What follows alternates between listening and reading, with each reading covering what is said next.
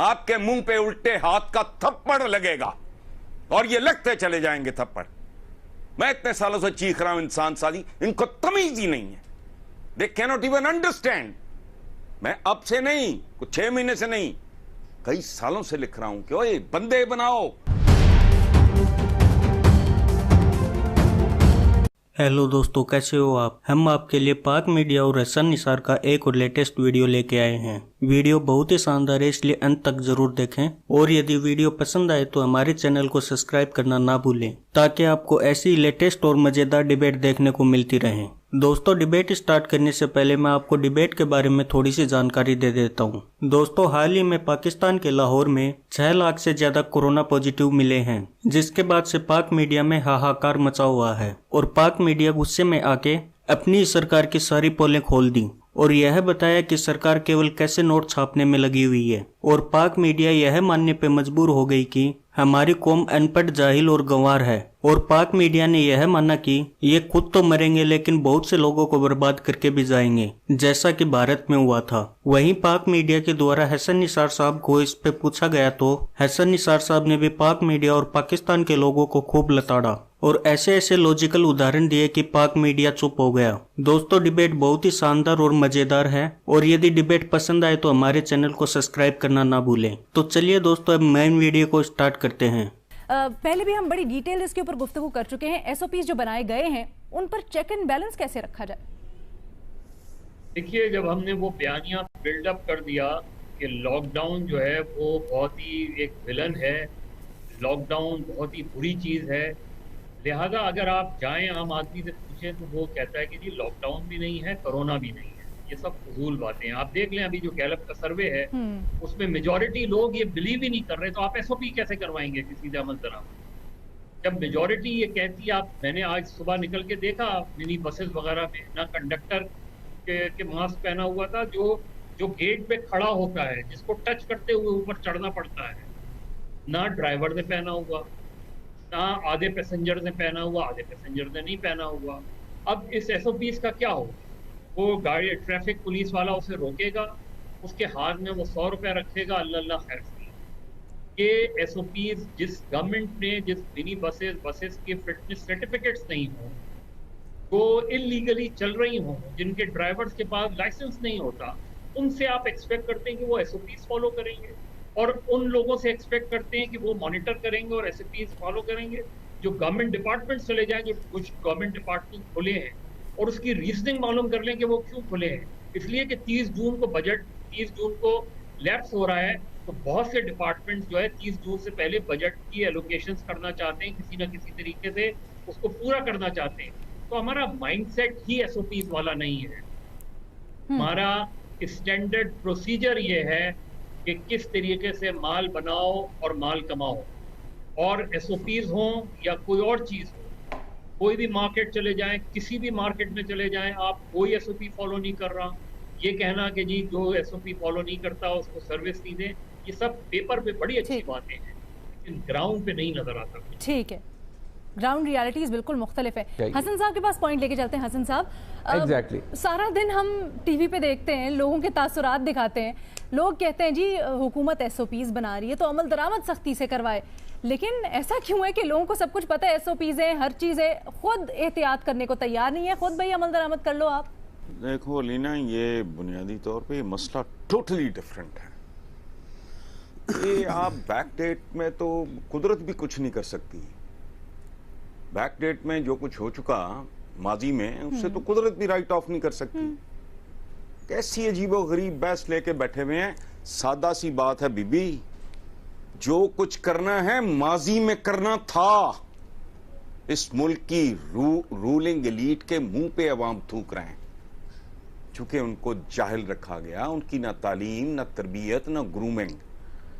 अब ये सब कुछ फजूल है। उसकी वजह है एक, देखो, अवाम की तरबियत करना, इंसान साजी करना, ये स्विच ऑन स्विच ऑफ, ये ओवरनाइट अफेयर नहीं है।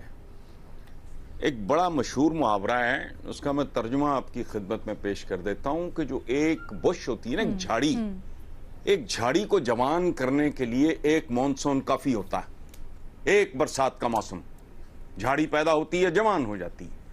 लेकिन ओक ट्री, उसको जवान होने के लिए 100 बरसातों की जरूरत होती है। जो कुत्ता है जिसको ट्रेन करना है आपने, कल तक अब आप 6 महीने उसको ट्रेन करोगे तो सर्कस के लिए तैयार हो जाएगा। और नहीं, ये कायदे आजम मोहम्मद अली जिन्ना के अलावा किसी के मनहूस के मुंह से मैंने ये जुमले सुने नहीं। वो कहते थे काम काम और सिर्फ काम। आपको पता है जुआ क्यों मना है? जुआ इसलिए मना है कि उसमें इंसान की मेहनत शामिल नहीं होती, इसलिए वो हराम है।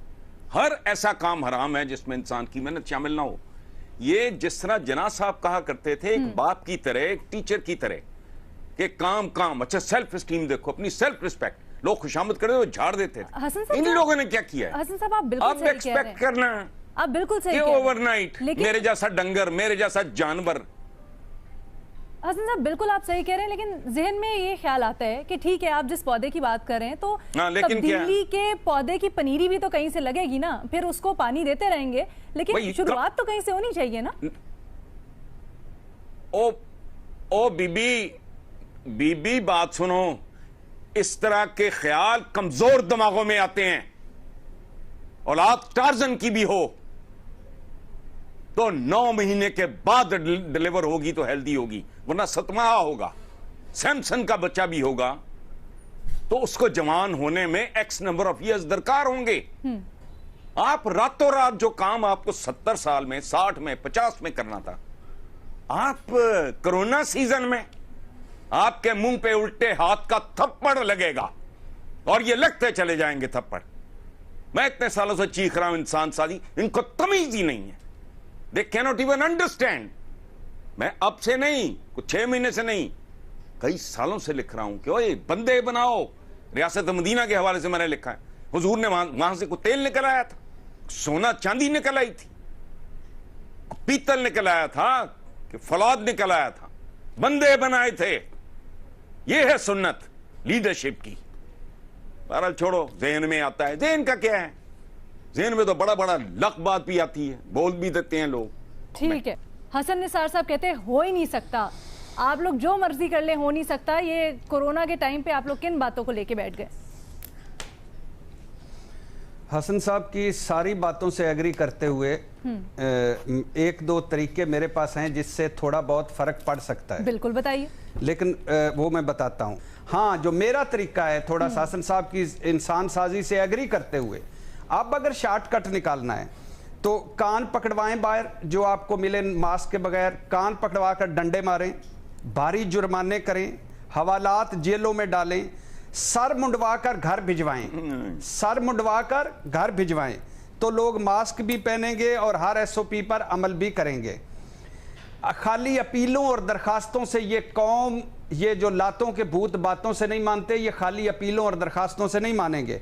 हमारा मिजाज ऐसा है, खुदा ना खास्ता, अल्लाह ना करे ऐसा हो, या बहुत सारी अमवात हो जाएं, बहुत सारे लोग मर जाएं, फिर या लोगों का अपना माली फायदा हो या जजा और सजा का खौफ हो, फिर डरेंगे और अमल करेंगे। ये हम जो अपनी एयरपोर्ट पर एक दूसरे को धक्के दे रहे होते हैं, इस बार की एयरपोर्टों पर क्यों लाइन में लगे होते हैं? क्यों सऊदी अरब में जाके हम इस तरह इंसान बन जाते हैं, सर झुका के रहते हैं? क्यों यूएई में, क्यों यूरोप में, क्यों अमेरिका में हम हर कानून पर अमल करते हैं? इसलिए कि वहां पता है कि एक लम्हे में अंदर हो जाएंगे और यहां कोई सिफारिश, कोई चिट, कोई शॉर्टकट नहीं है। तो या तो डंडे मारें, सर मुंडवाएं और भवें भी साथ मंडवा लें तो वो भी ज्यादा फायदेमंद होगा। और अब दूसरी बात, ऊपर से नीचे आनी चाहिए चीजें। हमारे ये जो बड़े हैं, ये जो सो कॉल्ड बड़े हैं, जिनमें बड़े होने, बड़ाई वाली कोई बात नहीं, कभी इनको मास्क पहने देखा है? अगर किसी ने पहना भी होता है तो आधा पहना होता है, कोई मुंह से नीचे लटक रहा होता है। रोमानिया के वजीर आजम ने अपने दफ्तर में 4 वुज़रा के साथ एक बर्थडे का केक काटा है, अंदर उसने सिगरेट पिया, मास्क नहीं पहना हुआ था। 4 वुज़रा को, रोमानिया के वजीर आजम को जुर्माने हुए सिगरेट पीने पर भी और मास्क ना पहनने पर। ये कौमें होती हैं। जब आप ऊपर बेतरबियत लोग होंगे, हसन निसार साहब वाली बात, ऊपर की खुद ही उनकी ग्रूमिंग नहीं होगी, उन्होंने हमारी क्या ग्रूमिंग करनी है? वो खुद बिगड़े हुए हैं, लुट मार करी जा रहे हैं। उनका एक ही काम है, अपने एवन फील्ड बनाई जाओ, सरे महल बनाई जाओ, लुट्टी जाओ और फुट्टी जाओ। उन्होंने हमें क्या करना है? हम तो उनके लिए जानवर हैं, चंपू चुमार हैं। आएंगे, वोट लेंगे, वोट को इज्जत दो, फुजले वाला इंसानी फुजले वाला पानी पीकर, वोट को इज्जत दो जानवरों वाले स्कूलों में जाकर, वोट को इज्जत दो बिरयानी वाले नान खाकर और कीमे वाले, वोट को इज्जत दो सरकारी अस्पतालों के हाथों में बच्चे जानकर।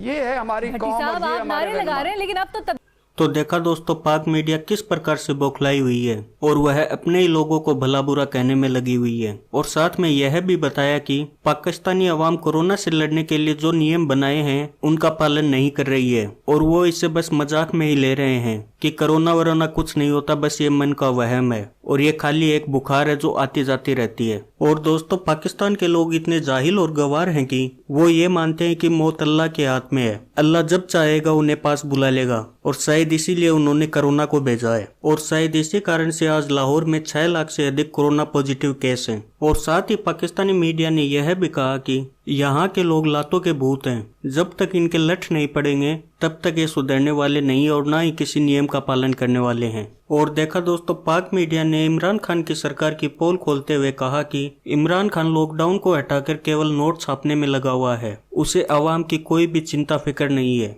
और यही बात पाक मीडिया ने जब हसन निसार साहब से पूछी तो हसन निसार साहब पाकिस्तान के अवाम को पेलने से नहीं चूके, जो कि वो हमेशा करते हैं। और हसन निसार साहब ने साफ कह दिया कि यहाँ के लोग जाहिल, अनपढ़ और गंवार हैं और इन लोगों के जब तक डंडा नहीं किया जाता है तब तक ये कुछ भी नहीं करते हैं। और यदि यही डंडा टाइम पे किया होता तो आज पाकिस्तान की ये हालत नहीं होती। और यदि यह डिबेट पाकिस्तानी अवाम देख रही होगी तो वो हसन निसार साहब को गाली देने से भी नहीं चूकेंगे, क्योंकि इतिहास इस बात का गवाह है कि जब भी कोई पाकिस्तानियों के भले की बात करता है तो पाकिस्तानी उसे ही भला बुरा कहने लग जाते हैं। इसीलिए तो पाकिस्तानियों को सभी अनपढ़, जाहिल और गंवार कहते हैं। दोस्तों पाकिस्तानी केवल मरना और मारना जानते हैं, उन्हें ये नहीं मालूम कि जिंदगी भी अल्लाह ने दी है, उसे चैन से जियो और दूसरों को भी जीने दो और ऐसी उल्टी सीधी हरकत ना करें। दोस्तों अभी के लिए बस इतना ही। डिबेट कैसी लगे कमेंट बॉक्स में अपनी राय जरूर दें और यदि डिबेट पसंद आए तो हमारे चैनल को सब्सक्राइब करना ना भूलें ताकि आपको ऐसी लेटेस्ट और मजेदार डिबेट देखने को मिलती रहे। फिलहाल के लिए जय हिंद, जय भारत।